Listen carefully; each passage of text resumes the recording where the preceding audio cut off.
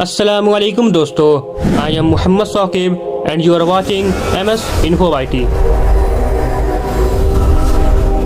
Social media پر viral ہونے والا یہ ویڈیو جو کہ ایک ایکسپیریمنٹ تھا جس نے محمد صلی اللہ علیہ وسلم کی حدیث مبارکہ کے الفاظ کی تصدیق کر کے اس معجزے کو ثابت کرنے کے ساتھ ساتھ قرآن کریم کے الفاظ کی بھی تصدیق کر کے اس نے یہ ثابت کر دیا کہ یقیناً اسلام ایک سچا دین ہے۔ اللہ اور رسول اللہ صلی اللہ علیہ وسلم کے الفاظ کبھی غلط نہیں ہو سکتے، پھر چاہے آج کے سائنسدان اسے 1400 سال کے بعد ہی دریافت کیوں نہ کر لیں۔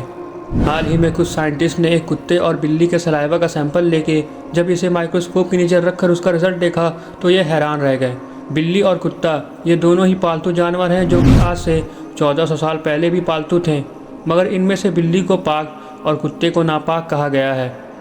اور جب کتے کے سلائیوا کو مائکروسکوپ کے نیچے رکھا گیا تو پتہ چلا اس میں بے تحاشا قسم کے بیکٹیریاز ہیں جو کہ اسکرین پر ادھر ادھر گھومتے ہوئے دیکھے جا سکتے ہیں، اور کتے کے کاٹنے سے انسانی جسم کے نروس سسٹم میں یہی بیکٹیریاز مختلف قسم کی بیماریاں پیدا کرتے ہیں، مثلاً ریبس وائرس۔ اور اس کے آس پاس نظر آنے والے یہ بیکٹیریاز کیا ہیں، ہمیں اس کے بارے میں اب تک کچھ نہیں پتہ کہ یہ کیا کر سکتے ہیں اور کیا کیا نقصانات پہنچا سکتے ہیں۔ اور بلی کے سلائیوا کا ٹیسٹ آپ کو حیران کر کے رکھ دے گا۔ جب بلی کے سلائیوا کو مائکروسکوپ کے نیچے رکھا گیا تو پتہ چلا کہ بلی کا سلائیوا بالکل صاف اور پاک نظر آتا ہے، جیسا کہ انسانوں کا صاف ہوتا ہے۔ یہ بہت ہی حیرت مند بات ہے کہ دو الگ الگ جانور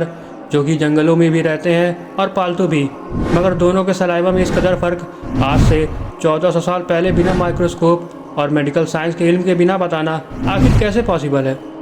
صحیح مسلم میں حضرت ابو ہریرہ رضی اللہ تعالیٰ عنہ سے روایت ہے کہ رسول پاک صلی اللہ تعالیٰ علیہ وسلم نے فرمایا، اگر تمہارے کسی کھانے کے برتن کو کوئی کتا چاٹ لے تو اسے 7 مرتبہ دھو اور پہلی بار سینڈ یعنی ریت سے صاف کرو۔ اور ظاہر ہے اس کے پیچھے کی حکمت یہ تھی کہ کتا کیونکہ ناپاک ہے اور اس کا سلائیوا ناپاک ہے۔ بالکل یہی الفاظ سنن النسائی 335 اور 338 میں بھی بیان ہوتے ہیں، صرف ریت کی جگہ مٹی کے فرق کے ساتھ۔ اور ظاہر ہے اگر برتن کو ایسے نہ دھلا گیا تو وہ برتن پاک نہیں ہوگا، اور کتے کے سلائیوا میں جو بیکٹیریاز ہیں وہ برتن کے ذریعے ہماری باڈی میں جا کے نقصانات پہنچا سکتے ہیں۔ صحیح مسلم میں بیان ہوتا ہے کہ رسول پاک صلی اللہ تعالیٰ علیہ وسلم نے بنا ضرورت کسی شخص کو کتا رکھنے سے منع فرمایا ہے، صرف فارمنگ اور جانوروں کی حفاظت کے لیے اسے رکھنے کی اجازت ہے، ورنہ جو شخص بنا ضرورت اسے رکھے گا تو اس کے نامہ اعمال سے روزانہ 1 قرات نیکیاں کم ہوتی رہتی ہیں۔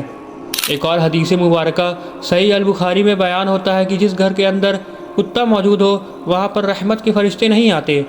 اب ایسا نہیں ہے کہ اسلامی تعلیمات کے اندر کتوں کے ناپاک ہونے کی وجہ سے اس سے نفرت کرنا سکھایا گیا ہے، بلکہ اللہ تعالیٰ قرآن کریم میں سورہ المائدہ آیت نمبر 4 میں فرماتا ہے، اگر اللہ کا نام لے کر شکاری کتے سے شکار کروایا جائے تو وہ شکار حلال ہے، حالانکہ اس شکار کے اسکن پر کتے کے سلائیوا کے اثرات بھی موجود ہوں گے، مگر وہ شکار حلال ہوگا، کیونکہ موت کے بعد یہ سلائیوا اس کے نروس سسٹم کا کوئی نقصان کرے یا نہ کرے اس سے کوئی فرق نہیں پڑتا، کیونکہ شکار تو پہلے ہی مر چکا ہے۔ کتوں کے ساتھ رحم دلی کرنے کا حکم دیا گیا ہے، بس انہیں بلا ضرورت رکھنے کو منع کیا گیا ہے۔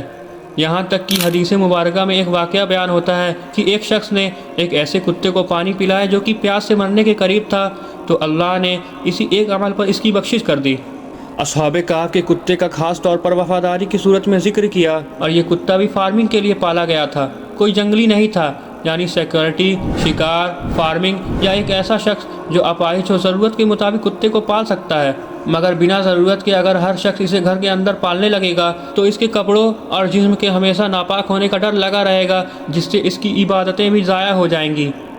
جبکہ بلیوں کا معاملہ ذرا ڈیفرنٹ ہے۔ حضرت ابو ہریرہ رضی اللہ تعالیٰ عنہ صحابی کا نام بھی بلیاں پالنے کی وجہ سے پڑا، کیونکہ عربی زبان میں ابو والے کو کہتے ہیں اور ہریرہ بلی کے بچے یا پیاری بلی کو کہتے ہیں، یعنی ابو ہریرہ بلیوں والے۔ یہ ایک پاک جانور ہے اور خود کی صفائی ستھرائی اسے کرنا بہت پسند ہے، اسی لیے اسے پالتو رکھنے کے علاوہ مسجد میں داخل ہونے سے بھی نہیں روکا جاتا۔ اور جس پانی کو بلی پی لے اس سے جسم کو بھی دھویا جا سکتا ہے اور اس سے طہارت بھی ممکن ہے۔ رسول پاک صلی اللہ تعالیٰ علیہ وسلم کو بھی بلیاں بہت پسند تھیں، اور عرب کے اندر یہ کہا جاتا تھا کہ آپ کی سب سے پسندیدہ بلی کا نام تھا معیزہ، مگر اس کا حدیث مبارکہ کے اندر کہیں پر کوئی ذکر موجود نہیں۔ بلیوں سے برا سلوک کرنے پر باقاعدہ سزا کی وعید سنائی گئی ہے، اور صحیح البخاری کے اندر بیان ہوتا ہے کہ ایک عورت کو اللہ نے ایک بلی کو بھوکا پیاسا رکھ کر اسے مارنے پر جہنم میں ڈال دیا۔ اور بلیوں کا سلائیوا پاک ہے تو اب اس کا یہ مطلب نہیں کہ ہم بلیوں کا جھوٹا شوق کے طور پر کھانے لگیں، جیسا ویسٹرن اپنے کتوں کے ساتھ کرتے ہیں۔ اسلام میں تمام جانوروں کے حقوق کے ساتھ ساتھ ان سے پیار اور محبت سے سلوک کرنے کا حکم دیا گیا ہے، مگر کتے اور بلی کی مختلف عادتوں اور صفائی پسند ہونے یا نہ ہونے کی وجہ سے ان کے پاک اور ناپاک ہونے کی حکمت ہمیں آج سمجھ آتی ہے۔ اللہ تعالی ہمیں سوچنے سمجھنے اور نیک عمل کرنے کی توفیق عطا فرمائے، آمین۔ So this is the end of this video۔ اگر آپ کو ویڈیو پسند آئی ہو تو just hit the like button, اور ملتے ہیں ایسی اور انٹرسٹنگ ویڈیو کے ساتھ۔ ڈونٹ اسٹاپ ٹاکنگ اباؤٹ فلسطین۔ اللہ حافظ۔